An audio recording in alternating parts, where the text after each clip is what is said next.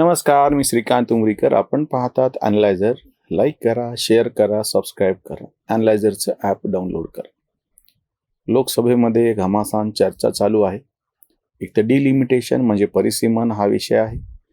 जनगणनाचा आधार कुठला धरायचा? 211चं जे आता हाताशी आकडे आहेत ते धरायचे का आता जी चालू आहे त्याचे आकडे येतील त्याच्याप्रमाणे नंतर ठरवायचं? महिला आरक्षणाच्या संदर्भातला एक मुद्दा चालू आहे चर्चेचा. ह्या सगळ्यातून जे काही मुद्दे समोर येत आहेत त्याच्यातून फार स्पष्टपणे काही गोष्टी समोर आलेल्या आहेत. सगळ्यात पहिल्यांदा तुमच्यापैकी ज्या कोणी मोदींचं भाषण या संदर्भातलं ऐकलं असेल, मी परत एकदा विनंती करतो, सगळे पक्षीय चष्मे बाजूला ठेवा, सगळा अभिनिवेश बाजूला ठेवा. देशाच्या सर्वोच्च अशा लोकशाहीच्या सदनामध्ये, सभागृहामध्ये बसून एक त्या सभागृहाचा नेता, कारण की पंतप्रधानाला सभागृह नेता असं संबोधलं जातं. जर तो राज्यसभेमध्ये असेल तर लोकसभेमध्ये दुसरा एक नेता दिला जातो, आणि तो लोकसभेमध्ये असेल तर राज्यसभेमध्ये दुसरा एक नेता, ज्याला सभागृह नेता, ज्येष्ठ मंत्री असं म्हणतात. त्या दृष्टीनं मोदी हे सभागृह नेते आहेत. त्याच्यानंतर ते पंतप्रधान आहेत. तर ते पंतप्रधान आहेत, सभागृह नेते आहेत, इतकंच गृहीत धरा. कुठल्या पक्षाचे आहेत ते विसरा, कुठल्या राज्यातून आले ते विसरा. त्यांनी ज्या पद्धतीनं काल भाषण केलेलं आहे, अगदी टोकाला जाऊन मोदी असं म्हणतायत किंवा मला ह्याचं श्रेय पण नको, तुम्हाला ज्याला श्रेय घ्यायचे ते सांगा, तुम्ही ज्यांना श्रेय घ्यायचे त्यांचं फोटो सगळं त्याला ते श्रेय आम्ही सरकारी पैशाने त्याची जाहिरात छापू, तुम्ही घ्या, पण तुम्ही आता याला विरोध करू नका. त्या ज्या महिला ज्यांचा हक्क आहे त्या ह्या आता नवीन मांडलेल्या दुरुस्ती विधेयकाद्वारे त्यांचा प्रवेश या सदनामध्ये, या सभागृहामध्ये होऊ शकतो, त्याला आडकाठी आणू नका. आणि वारंवार हा जो मुद्दा समोर केला जातो की आत्ताच कशामुळे, त्याचं उलट उत्तर असे, मोदींनी ते स्पष्टपणे मोदींना देता नाही आलं राजकीय अडचणीमुळे. मी तुम्हाला सर्वसाधारण पद्धतीने देतो, याच्यातलं राजकारण हे बाजूला ठेवा. आत्ताच का? ह्याचं कारण असं आहे की उद्या हा कधीच उजाडत नसतो कुठल्याही कारणानं. आता जे जनगणना चालू आहे त्याला आधीच उशीर झालेला आहे, त्याचे आकडे येणे, मग त्याच्यानंतर डिलिमिटेशन म्हणजे परिसीमन, आणि त्याच्यानंतर मग 33% आरक्षण, म्हणजे ते लांबत जाणार. दुसरा मुद्दा असा आहे की ओबीसी आरक्षण द्यायचं नाही द्यायचं, ओबीसीचे आकडे कुठं आहेत, हे सगळे आकडे जनगणनेतून मिळतील, म्हणजे परत लांबत जाणार.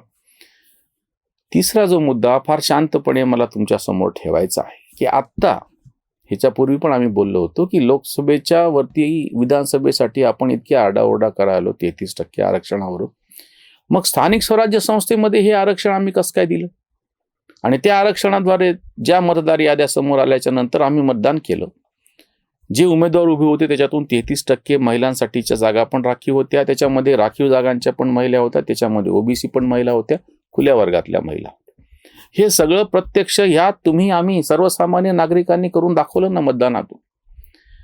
मला महाराष्ट्रातल्या म्हणजे भारतातल्या इतर राज्यांमध्ये काय परिस्थिती ओबीसी आरक्षणाची मला माहिती नाही नेमकी, पण महाराष्ट्रामध्ये आत्ता स्थानिक स्वराज्य संस्थांच्या या सगळ्या निवडणुका आम्ही प्रत्यक्ष घेऊन दाखवल्या, आणि त्याच्यामधून 33% महिला आणि त्या सगळ्या प्रवर्गातील खुल्या SC ST आणि ओबीसी आणून दाखवले.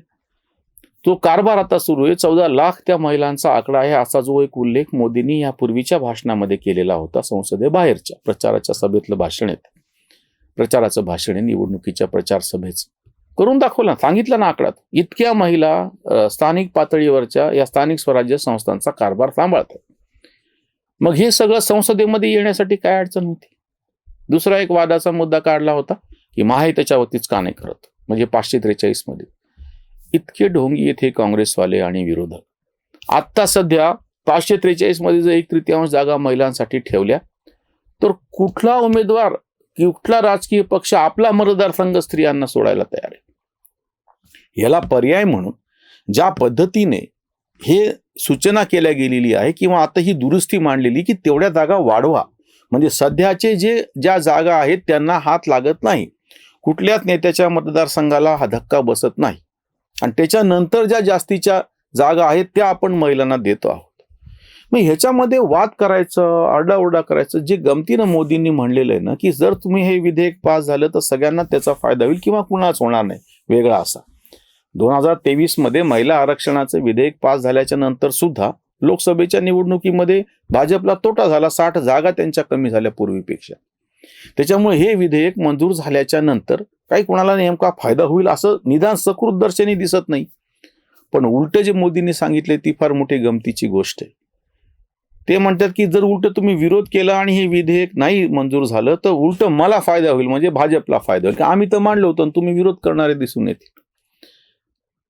आता ज्या पद्धतीचं अतिशय म्हणजे ह्याच्यामध्ये चातुर्य नाही, काही चाणक्यगिरी नाही, काही राजकीय कूटनीती काही नाही, अगदी प्रामाणिकपणे कुठला तरी एक मनुष्य प्राणी म्हणूयात आम्ही, जबाबदार नेतृत्व करणारा मनुष्य प्राणी, राजकीय नेता असा शब्दच मी वापरत नाही, नेतृत्व करणारा जबाबदार संवेदनशील असा मनुष्य काय बोलू शकतो याचं उत्तम उदाहरण म्हणजे मोदींनी आता लोकसभेमध्ये केलेलं भाषण.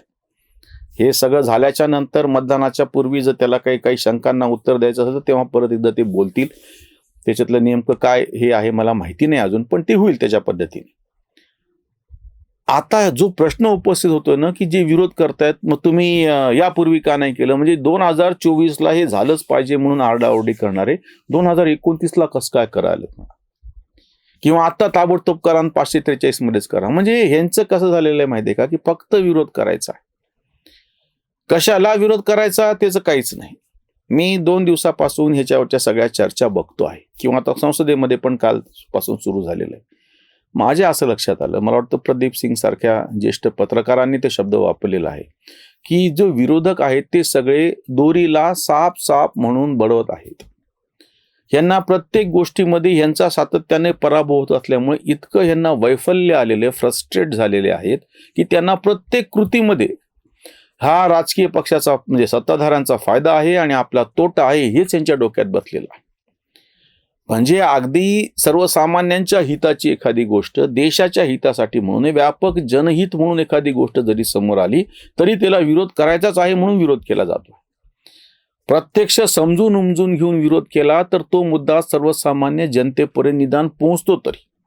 दुसरा एक मुद्दा तुम्हाला मी सांगतो, दक्षिणेला तोटा होणार आणि उत्तरेला फायदा होणार. ही सगळे तेच बदमाश लोक आहेत जिसकी जितनी हिस्सेदारी लोकसंख्येप्रमाणे उसकी उतनी भागीदारी, जितकी लोकसंख्या आहे जितनी आबादी उतना हक. हे कोणाचं वाक्य आहे? राहुल गांधीचं. मग हे प्रत्यक्ष लोकसभेला नाही लागू पडत का? लोकसभेच्या मतदारसंघामध्ये आम्ही आज सकाळी त्याच्यावरती एक स्वतंत्र व्हिडिओ करून टाकलेला आहे, तुम्ही जरूर बघात, की जो मतदारसंघ केरळमध्ये 16 लाखाचा आहे तोच मतदारसंघ राजस्थानमध्ये 27 लाखाचा. मग या 9 लाखाचा फरक कशामुळे काय? म्हणून तिकडे 27 लाख लोक एकच खासदार निवडू शकतात, इकडे मात्र 16 लाख लोक एक खासदार निवडतात. हा आकडा कुठून आला? 1971च्या जनगणनेप्रमाणे. आणि का गोठून ठेवला 55 वर्षांपासून? म्हणजे आधी तुम्ही ते गोठून ठेवला म्हणून 2001ला जेव्हा पुन्हा परिसीमन करायचा प्रयत्न केला, त्यांच्याकडे स्वतःचं बहुमत नव्हतं, राज्यसभेमध्ये तर नव्हतं वाजपेयी गव्हर्नमेंटनी, आणि त्यांनी परत 25 वर्ष ते टाळलं. हे म्हणजे फक्त जबाबदारी टाळणे. कुठल्याही सरकारला त्याला हात लावायचा नाही, पुढे ढकलत राहायचं. ते आपल्याकडे नसतं का? धूळ ही सतरंजी खाली ढकलत राहायची, शेवटी तीच एवढी मोठी वाढते की ती सतरंजीच वरती येते.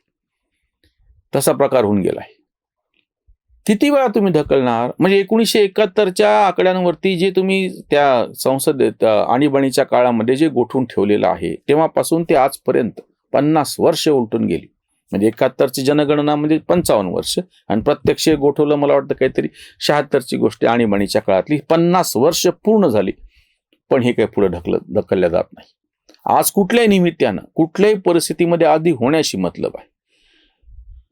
प्रत्यक्ष जो पानी के नाम को पानी जाने ये नादानी है, पाणी पाणी रटते रटते प्यासा ही मर जाय, असं जे कबीरानं सांगितलं. नुसतं पाणी म्हणल्यानं तहान भागत नाही, प्रत्यक्ष त्याचा पाण्याचा थेंब ओठावरती ठेवावा लागतो. महिलांचं भलं झालं पाहिजे म्हणून काही होत नाही, प्रत्यक्ष महिलांना तशा जागा देऊन दाखवावं लागतं. तुम्हाला आजपर्यंत संधी दिली. मी हे सगळ्याच राजकीय पक्षांना याच्यात गृहीत धरतो.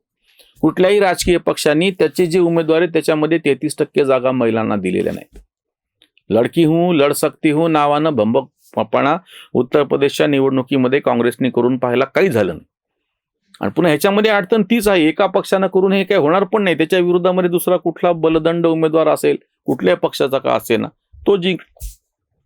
म्हणून यासाठी म्हणून जाणीवपूर्वक 33% जागा महिलांना आरक्षित ठेवणे आत्ताच्या परिस्थितीमध्ये व्यवहार्य पर्याय जो आहे तो हे सांगतो आहे, बाकीचं सगळं पांडित्य चुलीत घाला, बाकीची सगळी चर्चा चुलीत घाला आत्ताच्या तातडीच्या अवस्थेमध्ये. आणि जर हे झालं नाही, माझं तर म्हणणं आहे की आता पहिल्यांदा हे होऊ द्या. याप्रमाणे 2029च्या निवडणुका पण होऊ द्या. या काळामध्ये 2000 आत्ताच्या 26च्या जनगणनेचे आकडे येतील, त्याच्यानंतर परिसीमन डिलिमिटेशन होईल, त्याच्यातल्या आपोआपच परत 33% जागा राखीव होतील. किंवा तो जो आकडा असेल 815चा, आता 543 आता आहे, त्याच्यामध्ये 172ची वाढ करायची, 272ची वाढ करायची, 815चा आकडा मिळतो. डिलिमिटेशन मध्ये हे 815चा जो आकडा आहे त्याच्यामधले 33% म्हणजे परत जागा तेवढ्या राहतील किंवा आकडे अजून कमी जास्त होतील. पण हे समजून न घेता नुसता धिंगाणा घालायचा, नुसता गोंधळ घालायचा, हेच समोर येतं आहे. याच्यावरची वसंतवाणी. परिसीमनाचा फुकटचा वाद राजकीय नाद घात करी. संख्येच्या प्रमाणे मिळणार जागा लोकशाही धागा ओळखा. 55 वर्ष जागा गोठलेल्या आशा वठलेल्या महिलांची. लोकसंख्या वाढे जेवढ्या गतीने तशाच नीतीने द्याव्या जागा.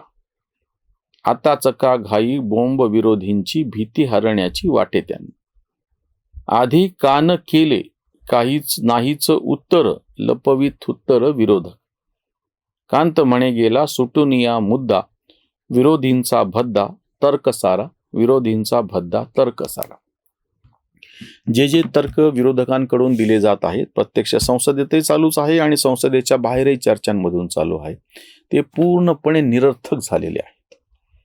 हे विधेयक अशा पद्धतीनं अशा परिस्थितीमध्ये आलेलं आहे की पाठिंबा द्यावा तर अडचण, कारण की ते श्रेय सत्ताधाऱ्यांना दिल्याशी ह्यांना भीती आहे, आणि पाठिंबा न द्यावा तर 100% श्रेय म्हणजे 100% फायदा सत्ताधाऱ्यांना होणार. मोदींनी ते म्हणलेलंच आहे की जर तुम्ही याला विरोध कराल तर मात्र माझा फायदा होईल, माझ्या पक्षाचा फायदा होईल. त्या बशर नवाज साहेब आमचे ह्या छत्रपती संभाजीनगरचे फार मोठे शायर, त्यांचं एक फार छान अशी त्यांच्या कवितेतली ओळ आहे. प्यास लगी थी गजब की और पानी में जहर मिलाया था, पीते तो मर जाते ना पीते तो भी मर जाते. तशी परिस्थिती विरोधकांची होऊन बसलेली आहे. धरलं तर चावतं, सोडलं तर पळतं. पण ही परिस्थिती त्यांनी स्वतःच आणलेली आहे. इतकी संधी असताना 1971 म्हणजे 1976ला प्रत्यक्ष जे मांडल्या गेलं संसदेमध्ये, 76 पासून ते आतापर्यंत 50 वर्षाची संधी होती, ती विरोधकांनी गमावली. सत्ताधाऱ्यांनी ती नेमकी वेळ साधलेली आहे. त्याला जर पाठिंबा दिला तर उलट त्याच्यातून एक व्यापक जनहित समोर येईल. विरोध केला तर तुमचा संकुचितपणा दिसेल. इथेच थांबूया. धन्यवाद. जागृतीचा विधायक बुरुज